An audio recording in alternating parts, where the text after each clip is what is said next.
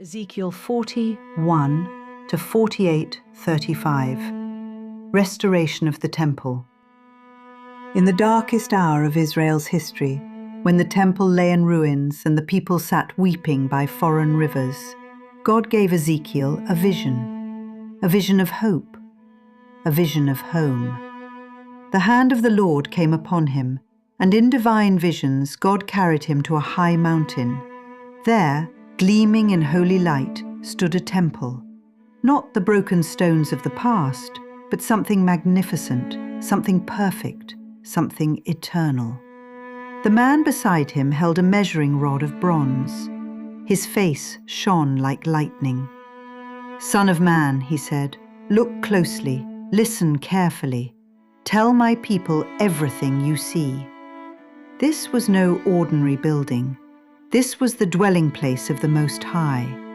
The walls rose strong and sure, each stone placed by divine design.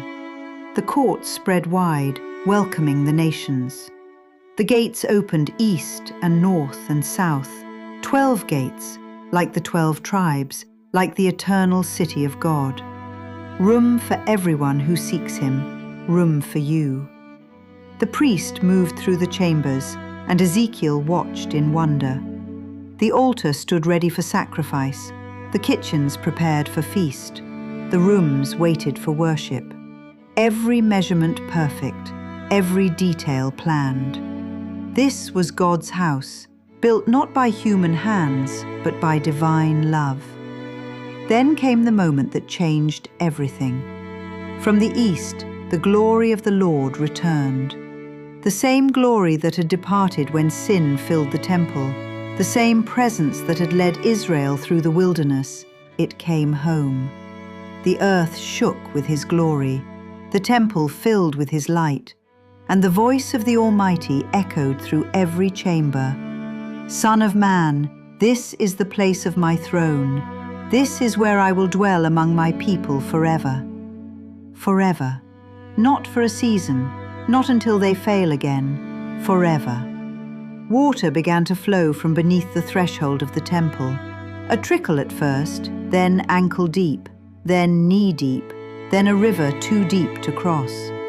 Wherever this river flowed, life burst forth. Trees grew tall along its banks, their leaves never withering, their fruit never failing.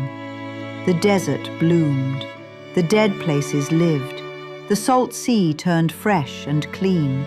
Fish swam in waters that once knew only death. This is what happens when God dwells among his people. Life flows, hope rises, dead things live again.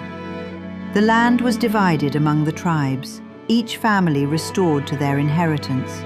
The city rose in the center, with gates bearing the names of the sons of Jacob.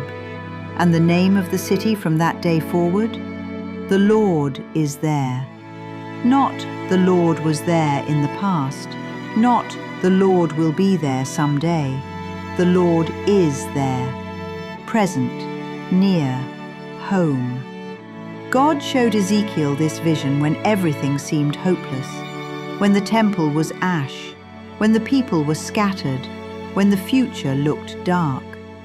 But God sees beyond the ruins. He builds beyond the brokenness.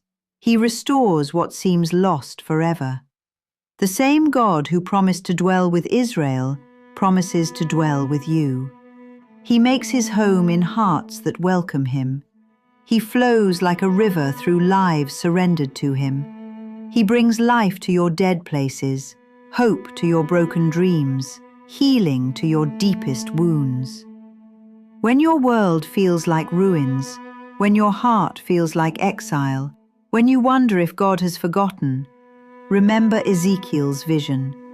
God is preparing a place. God is planning restoration. God is coming home.